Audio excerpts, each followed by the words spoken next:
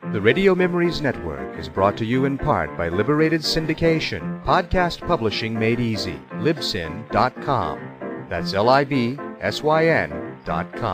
Welcome, old-time radio lovers, to the Boxcars 7-Eleven Old-Time Radio Pod. I am Bob Camarillo, your host, and for the next hour or so, your guide, as we travel back in time, back before TV was, to the golden age of radio.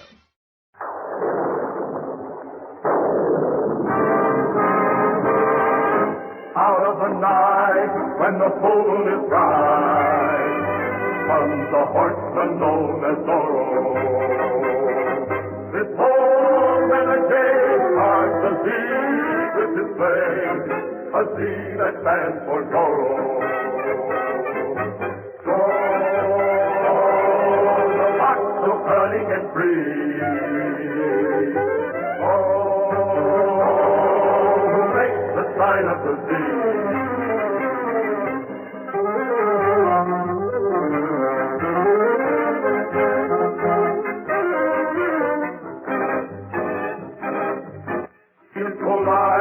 But the wicked take time when they catch the sight of Zorro. Be friend of the weak and the poor and the neat.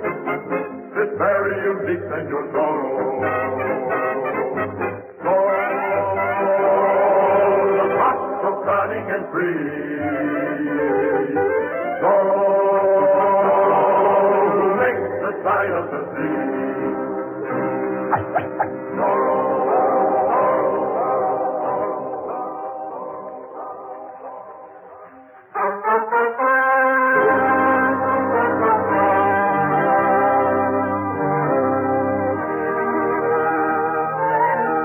My name is Don Diego de la Vega, and I was returning by ship to my California home.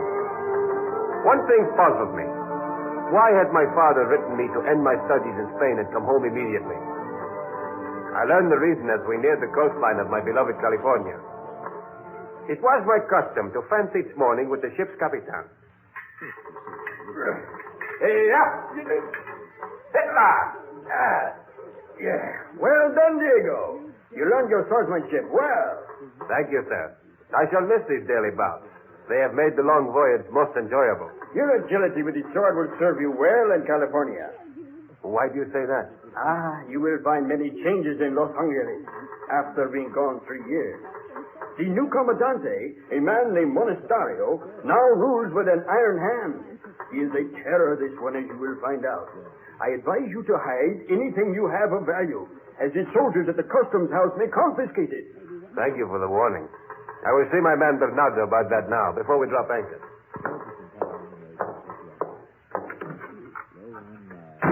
Bernardo, is everything packed? Good. Now, where is that letter of my father's? Yes, this is the one. Certain matters have arisen that I can no longer face alone, my son. Now I know what he could not tell me. Our pueblo is under the heel of a dictator. Burn this letter. We are certain to be searched. No one will suspect that my father sent for me. Remember the old proverb, when you cannot clothe yourself in a lion's skin, put on that of the fox. And that is what I shall do. I will pose as an innocent scholar, bringing home these books to my mission priest. Throw these fencing trophies out the porthole.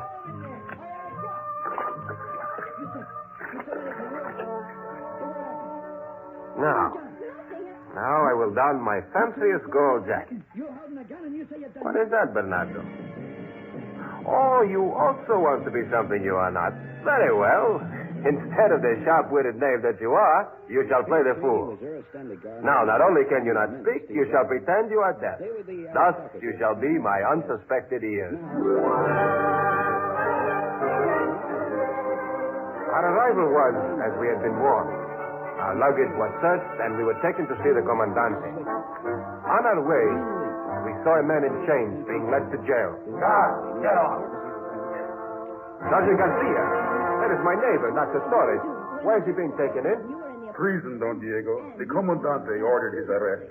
Wait here and I will find out if the Comandante will see you. Oh, Pete, you can't afford to take this case. The way things are... What is it now, you fool? Sergeant Garcia begs to report that Diego de la Vega, the son of Don Alejandro, has just returned from Spain. Okay, So, make it a pencil, Julie. I wonder if Don Alejandro called him back. Honestly, that's... Well, no matter. If he is a troublemaker, I shall handle him like all the others. Send him in. See, Comandante. A minute, no more. And someone could have been hiding in the apartment. Don Diego, you may come in now. Closet, kitchen, anywhere. The neighbors said they... I am Capitan Enrique Sanchez Monasterio. Stephen. I am sorry to inconvenience you. Oh, not at all. It gave me an opportunity to finish this book. I got carried away. Your return is unexpected, is it not? Women. Well, I decided to forego another year at the university. All that emphasis on gymnastics and riding, Now, come on, swordsmanship. you want some help? Why, Okay, cooperate. there were even duels among the students. Oh, I see. Well, I know you're anxious to get home. What joy filled my heart when I saw Arancha once more. There was joy in seeing my father, too, but I felt a sadness when he spoke of what was happening. I tried to conceal that sadness. I sent that boy to Spain and a man returned. But he I asked you to come back because I needed your help, Diego. The rancheros are being taxed out of existence. Those who cannot pay are flogged and thrown into prison. Indians are torn from their families and sold as slaves. All for Capitan Monasterio. Sorry, Mr. Lee, time's up. I am sorry to find the situation so unpleasant. It'll be enough for you. You know, this Now, give me piano another is badly on the tune, Father. That's all you can think about. You have to be made in the cells, and you'll get written permission from her lawyer. Go to your room. Sergeant, take Miss Lee away, please. This way, Miss Lee. Mr. Troy, I didn't It made my heart sick, Bernardo. Trying to convince my father that I must find I this love weekly. you dearly, but there I must avoid all suspicion, or his life will be in danger. Do you? Well, no, I don't know. Now I am free to act. Inspector. Now I shall be Zorro the Fox. Come with me. I'm going to show you something.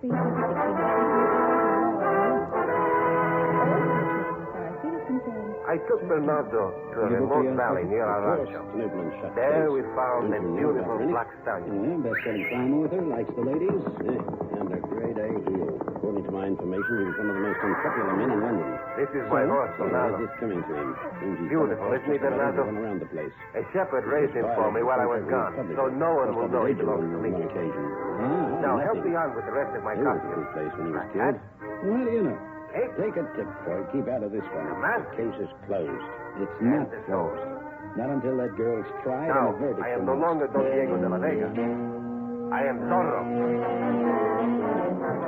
I rode through the darkness to the Pueblo of Los Angeles to free Nacho Torres. I arrived at the jail just in I'd like time. to speak to Mr. Troy. For the Comandante My name's and Melissa Morgan. I'm the Licenciado director of the Pina, an Morgan unscrupulous Publishing lawyer, were plotting to kill Senor Torres. Don't look so startled. He will be free I'm sorry, Miss Morgan. and then It's just shot down as if trying to well, escape. frankly, I can't visualize you sitting behind a company director's desk. That's unfortunate. I have good news, Senor Torres. But may I see I Mr. have come to Troy? set It's you about the free. Rennick case. Set me We were free. his publishers. But you are the lawyer who signed the accusation. Yes, of course. Why do you release me? I discovered the charges against your father. There's a Miss Thank you, Morgan, Licenciado. the director of the Morgan Publishing Company. Thank you, indeed. Send her in. You have most kindly solved You may the go now, problem Miss for us. Morgan. But Thank who you. are you? A friend of the people. El Zorro. Good morning, Mr. The Troy. keys, please, Licenciado. Oh, please sit down. Thank you. No, my secretary said I'm that... here do to not discuss trust the this Steve lawyer. Rennick Send him case, to the Mr. bar. Troy. Oh? We published his novels, you know. Now I suggest we take We're our very leave over sorry the to wall. hear of his death. You will find the I'll horse bet by you the will. tree. Quickly. I beg your pardon. Oh, forgive me, Miss Morgan. I've been a private investigator a long time. It makes you... Over the wall, Senor Torres. I don't understand. I'm investigating the case on behalf of Miss Janine Lee. Yes, I know that. I've been making a lot of progress. And I heard that Steve Rennick was about to drop the Morgan Publishing Company, But not as good as your which means you'd have lost the residual rights to his novels. That would have meant a loss of about £250,000 to the Morgan Publishing Company over the years. when my father founded this company, Mr. Troy... It was nothing. It still is nothing without Steve Rennick's novels. £250,000, Miss Morgan. Makes you think, doesn't it? Of what? Of motive for murder. Janine Lee killed Steve. No, I'm not saying he didn't deserve to die, and I'm not saying she didn't have a motive. Then what are you saying? Steve's dead, and she killed him. Let the matter rest there. Don't go digging around for any other motives, Mr. Troy. None. Well, now, I'd like proof of that. The police are satisfied. You should be, too. And if I'm not? Do you take a delight in courting trouble, Mr. Troy? Ooh. Now, that sounds like a veiled threat to me. Well, I'll unveil it. Forget about Steve Rennick's death, Mr. Troy. Forget your investigations. So heed well my name. There's 300 pounds here in my bag for you. If you do just that. And if I don't? There's trouble. Now, about that 300 pounds. Lady, please, just one client at a time, huh? You're going to be sorry. So very sorry. It's a shame. Attractive men like you don't grow on trees. They say the sweetest things in between threats.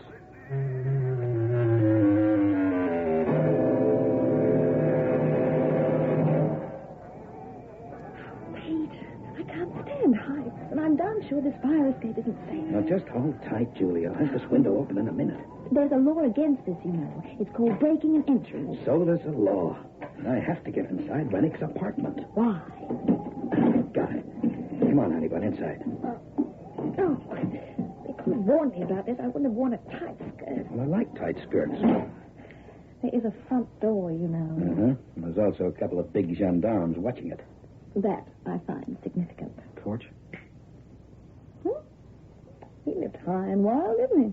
A real wolf slayer if I ever saw one. Somewhere here, there's the answer. May I remind you that the police think they've already got it? So impress me. And they're bound to have searched this place. Yeah. What would they have been searching for? Just something else to tie Janine Lee in with Rennick's murder. Well, I'm looking at it from another angle. I'm looking for another suspect. I don't think you'll find one. Oh, what's this? The draft of this next novel, half of it anyway. Hasn't finished it. Oh, when you look at the title, Honey Buns and Homicide. There's only up to page 148 here. 149's here in the typewriter.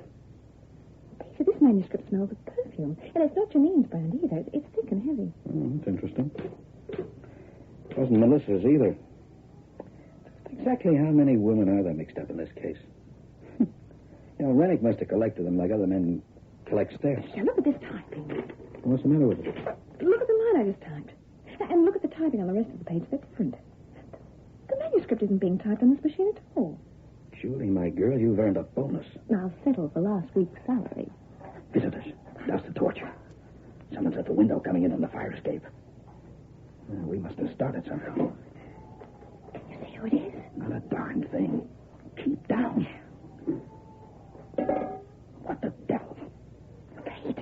It's petrol they're spraying around. Okay, I think it's time. They're turning fire. And they're getting away, too.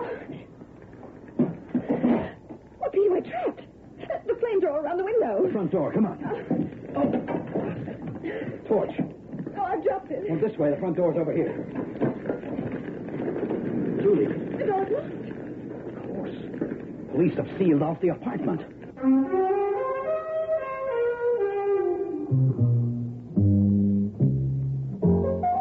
You can be certain of one thing. This definitely wasn't Be Kind to Peter Troy week. Maybe that intruder knew we were there, maybe he didn't. Either way, it didn't make much difference. Steve Rennick's apartment had to be destroyed. And, brother, a petrol fire is a good way of destroying anything, including yours truly, plus private secretary. In just 2 minutes, that whole place was a raging inferno. The flames cut off our retreat to the window and fire escape. On top of that, Inspector Mellenby's boys had put a police seal on the front door.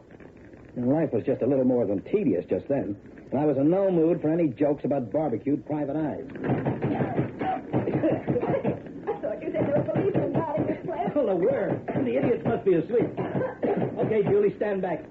They issued me with a permit for this thing, so I guess it's time I used it. Hey, what's going on? Plenty. Or do they always have fires around here?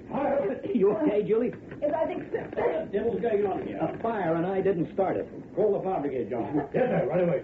I just knew you'd get into some sort of trouble, Mr. Troy. Knew it or organized it, Miss Morgan? There was a police seal on that door. Look, I can explain, but nobody's going to believe me. However, I would like to know how Miss Morgan got into the act. She got onto the scene very quickly, didn't she? Too quickly. For the time being, we'll all concentrate on trying to put out this fire until the fire brigade arrives. After that, you've got some questions to answer, Troy.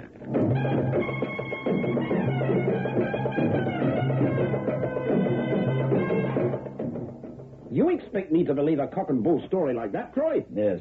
It happens to be the truth. This intruder of yours, was it male or female? I couldn't tell. The room was in darkness. Anyway, they didn't actually come into the room, Inspector. Just shoved up the window and poured petrol over the carpet. Well, I don't think there was any intruder. I think this is all a figment of their very fertile imagination. Now, don't you start. I'd still like to know what you were doing on the scene, Miss Morgan. She was with me, Troy. She'd requested permission to get Rennick's half-finished manuscript. Honey Buns and Homicide. What's that? Well, that was the title of it. Just a minute. Oh, something wrong? I don't know. Just a minute. Yes, listen to this. This is a copy of Janine Lee's statement after we arrested her. Steve Rennick's last words were, "Too late, honey buns and homicide, baby. Honey buns and homicide." Well, he must have been some egotist to mention the name of his book and his dying breath. Miss Morgan, what do you intend to do with the manuscript? Half a book isn't much use to anyone, is it? We'll have one of our staff writers finish it. Staff writers? Oh, you employ staff writers? Well, there are a couple of people we can call on. Either of them worked for Steve Rennick before? Yes, one of the proofreaders. A girl? Troy, I don't Just a minute, Inspector. There's a reason for this, believe me. One of them's a girl, Miss Morgan? Yes. Name? Well, Miss Morgan? Helen Fremont. She used to do a lot of secretarial work for Steve, too. Inspector, I suggest we go talk to the lady. May I remind you that you're under arrest? Okay, but I've got a hunch. I don't give a hoot about your hunches. Oh, come now, Inspector. You know about Pete and his hunches. There have been a couple of times in the past when they've helped you quite a lot. That'll be enough from you. Now, where do we find Helen Fremont, Miss Morgan? Her brother owns a cellar club in Soho, the Carlisle. She spends a lot of time there.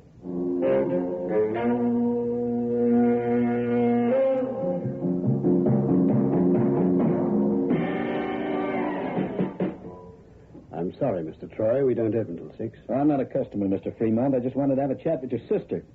Helen is here, isn't she? Who wants to know? Peter, Troy. Just tell her it's about Janine Lee and Steve Rennick. She'll understand. Now, look. Tell her. I'll be watching you, Troy. You do that.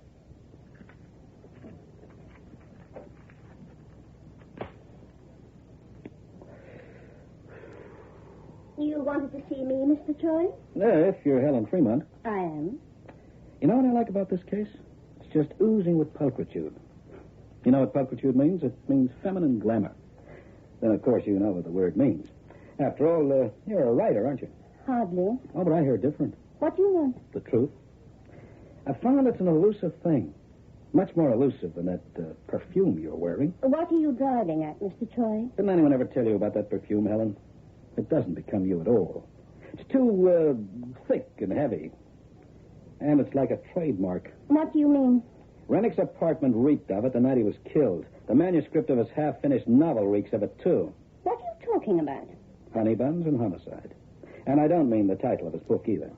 Harry? Trouble? I think there's going to be. You'd better tell that fella to keep away from me. I don't like his face. I'm liable to want to change the shape of it. Why, you... If you see what I mean. You want to get away with it? No, Harry, we don't want any trouble. Yeah, but... What do you want with me, Troy? Confession. This isn't a joke, Miss Fremont. You killed Steve Rennick. Did I? Tell me about it. First, I'll tell you this. Steve Rennick was no writer. In his whole life, he only wrote one book, the first one. It caught the public's eye, and it was a bestseller. But he couldn't maintain the standard. Well, his name was made, but he just didn't have the talent to write another novel. Then who wrote the others? You did. You were his ghostwriter. Oh, don't deny it. Melissa Morgan spilled the beans down at Scotland Yard. All right, so I won't deny it. I wrote all Steve's books after that first one. But that doesn't mean I killed him. Doesn't it? All right. Let's look at the facts for a minute. Now, it had to be someone who knew their way around Steve's apartment. Someone who knew where everything was kept. His gun, for instance. Just before you pulled that stunt with the petrol and matches, I was searching his apartment. Now, he kept his gun in his bureau drawer. And it was locked. So? So, apart from Steve, only one other person would have the key to that drawer. The girl who was not only his ghostwriter, but his part-time secretary. You. That's not evidence. Now, coming back to that fire. Now, the person who broke in through that window didn't even use a torch, and the room was pitch black. Therefore, the intruder knew her way around. Knew where every stick of furniture was. You're the one that fits. And then we come to the reason behind the fire. Oh, yes, the fire. Tell me about that, Mr. Troy. That manuscript beside Rennick's typewriter was written on another machine. Now, that's logical, isn't it? Of course. As I wrote the books, it's obvious that the manuscripts would be written on my own machine. Right. Page 149 was on the roller of his machine. He always kept the last page in his typewriter so that any visitor would assume he was working on it. Oh, that's so. But then again, on the sideboard next to the front door, we found the remains of some more of the manuscript. Yes, ma'am. Pages 150 to 163. So? You dropped those pages into him the day before yesterday. Just a few seconds before you pulled the trigger and killed him. You're crazy. He couldn't do the usual routine of slipping the last page into his machine. Because he was dead. You can prove all this. Oh, I don't have to. Now, the police are going to look after that part of it. But I haven't finished yet, either. We still have to find a motive, don't we? And can you? Well, I can try. How does this fit? There was something else in that apartment which had to be destroyed. The original manuscript of Steve Rennick's very first novel. The one he wrote himself. And why did that have to be destroyed? Because he wrote a dedication on the front page, didn't he? It read, "For Helen, my devoted wife." And that's you, isn't it? No. You're making a mistake. That's why you tolerated him stealing all your glory. You had to do it. His publishers wanted it that way, didn't they? And they still want it that way. Because by now, Steve Rennick's name sells his novels just as much as their plot lines. But you'd had enough of them, hadn't you? You don't know what it was like. No one could know. Janine Lee? That was the one he was falling in love with. The others didn't count. They were nothing. But Janine Lee. Yes, I killed Steve, and I'd do it again. Okay, Troy. So now you've got the story. I sure have, Buster. But you're not going to live to repeat any of what you just found out. Troy, don't be a fool. Put away that Out of the way, Helen.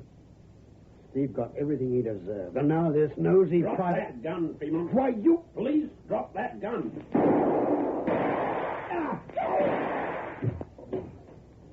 Oh, I meant to tell you, Ellen. The police came in here with me. They had to. You see, I'm still under arrest for unlawful entry. Oh, Careful, Troy. It's okay, Inspector. You only got him in the shoulder. Did you get all that? Yes, the sergeant got it all down in shorthand. All right, you'll have to come with us, Mrs. Rennick. You too, Fremont. Mrs. Rennick. No one's called me that in a long time.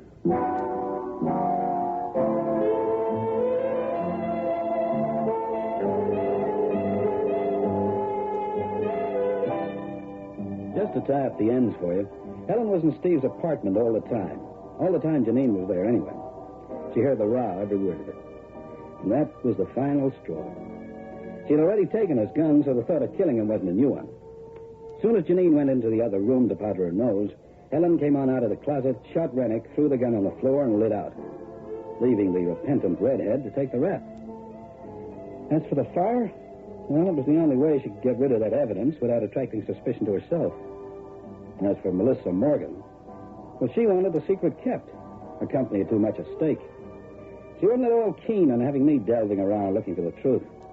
I was bound to find out about Helen Rennick being Steve's ghost. Well, what with ghosts and gals and honey buns and homicide, it was quite a case, wasn't it?